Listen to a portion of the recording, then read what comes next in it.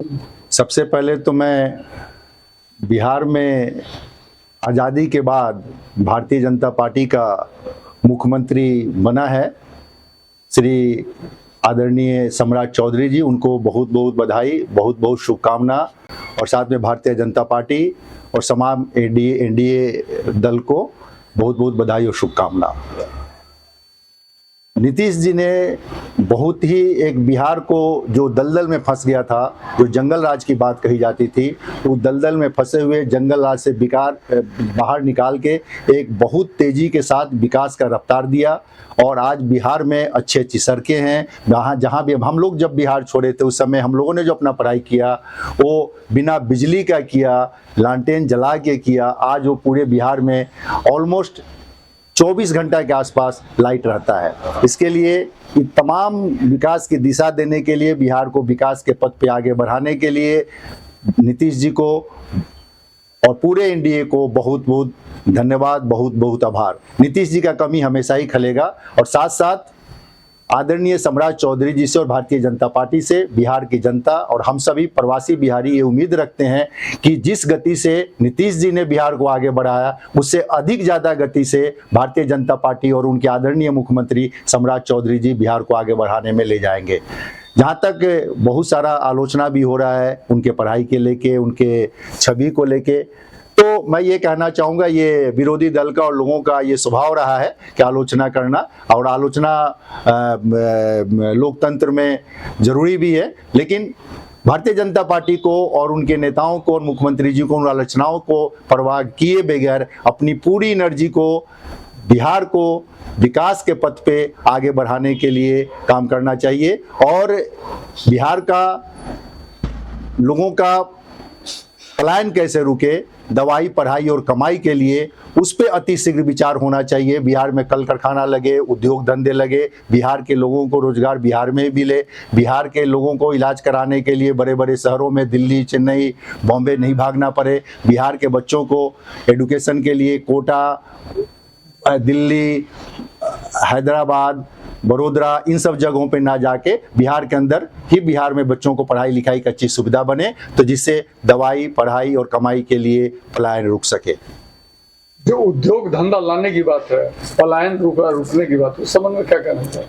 उद्योग धंधा तो बिहार के अंदर ये दुर्भाग्य रहा कि शुरू से बिहार के साथ सौतेलापन व्यवहार हुआ, और बिहार के अंदर सारे खनिज पदार्थ होते, वो अलग बात है कि वो झारखंड में चला गया, लेकिन बिहार के अंदर वो उद्योग धंधे नहीं लगे। बिहार के अंदर बहुत सारे शुगर फैक्ट्री होते थे। बिहार के अंदर में मोर्टेन हम लोग चॉकलेट खाते थे, और एक समय था कि मोर्टेन का चॉकलेट खाना बहुत ही एडवांस और अपग्रेड होने का निशानी माना जाता था। जैसे आज अमूल और तमाम तरह बड़े बड़े चॉकलेटों का नाम लिया जाए तो उसमें शुमार था। उस समय मोर्टेन ही था जब हम लोग छोटे थे। आज वो मोर्टेन का चॉकलेट का फैक्ट्री बंद हो गया। मैं भारतीय जनता पार्टी से आदरणीय डालमिया नगर का फैक्ट्री, बिहार के अंदर में 129 शुगर मिल थे, तमाम ऑलमोस्ट सारे बंद हो गए हैं बिहार में। इसके लिए कौन जिम्मेदार? इसके लिए जिम्मेदार मैं तो ये समझता हूँ कि जो वहाँ के प्रशासन है और जात पात, सबसे बड़ा जिम्मेदार जात पात है। सबसे बड़ी कि हम अच्छे व्यक्ति की क्षमता को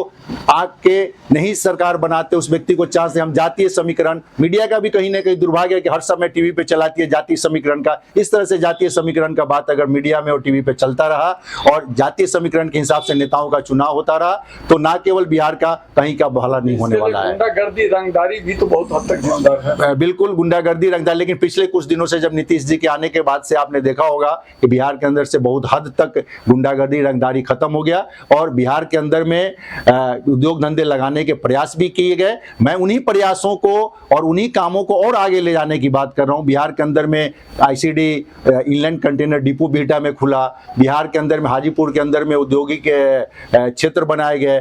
तो जगह जगह इन सब चीज़ों पे काम हो रहा है, लेकिन जरूरी है कि देखिए बिहार के लोगों के लिए वर्कशॉप एक जाना जरूरी है। एक बिहार में एक वर्कशॉप चले जिसमें लोगों को वर्कशॉप के माध्यम से चलाया जाए कि देखिए आपके राज्य के अंदर अगर उद्योग धंधा कल कारखाने लगेंगे तो आप उससे ज्यादा पैसे आप छोटे छोटे एक उद्योग धंधा लगता है तो उसके साथ साथ 10 और उद्योग धंधे लग जाते हैं। लोग आएंगे तो उसके लिए रेस्टोरेंट चाहिए, उसके लिए होटल चाहिए, गेस्ट हाउस चाहिए, सवारी चाहिए, ऑटो चलने लगेगा। तो तमाम तरह के छोटे छोटे कंपोनेंट के फैक्ट्री बन जाते हैं। जहां कभी बड़े बड़े उद्योग धंधे आप देखेंगे कल कारखाने, उसके साथ साथ और एक छोटा सा हब सा बन जाता है। तो आप उन सब चीजों पर काम शुरू करें। इन गुंडागर्दी बदमाशियों में कुछ नहीं रखा है।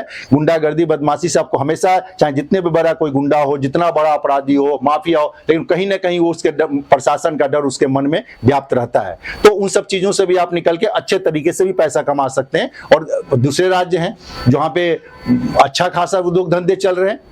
तो मेरा अपील है वहाँ के लोगों को और सबको कि भाई आप इन हम बदमाशी, रंगदारी, माफियागिरी, जातीयता से सब बाहर निकल के बिहार के विकास में अपनी समूची जो पॉजिटिव एनर्जी लगा के बिहार को विकास को दिशा दे। और जो भी सरकार है उसको हम पूरा समर्थन देंगे इन सब कामों करने के। और सरकार के जनताओं को भावनाओं को समझना होगा और वहाँ के लिए विकास के पथ पे आगे जाना होगा। तो बिहार के बाहर बसे हुए देश विदेश में जो बिहारी लोग, उनसे क्या अपील करना चाहिए? उनसे मैं अपील करूंगा कि भाई जैसे आप अपने को आपने जाके विकसित किया, आप बिहार के बारे में भी सोचिए और अब बिहार में जाके आप इन्वेस्टमेंट कीजिए, बिहार के अंदर कल कारखाना लगाइए, बिहार के लोगों के साथ जुड़िए। क्योंकि हमारी ये जिम्मेदारी है कि हम अपनी भाषा, संस्कृति और अपनी माटी के प्रति जिम्मेदारी दिखाएं और अपने विकास के साथ साथ अपने लोगों के विकास के बारे में भी सोचें।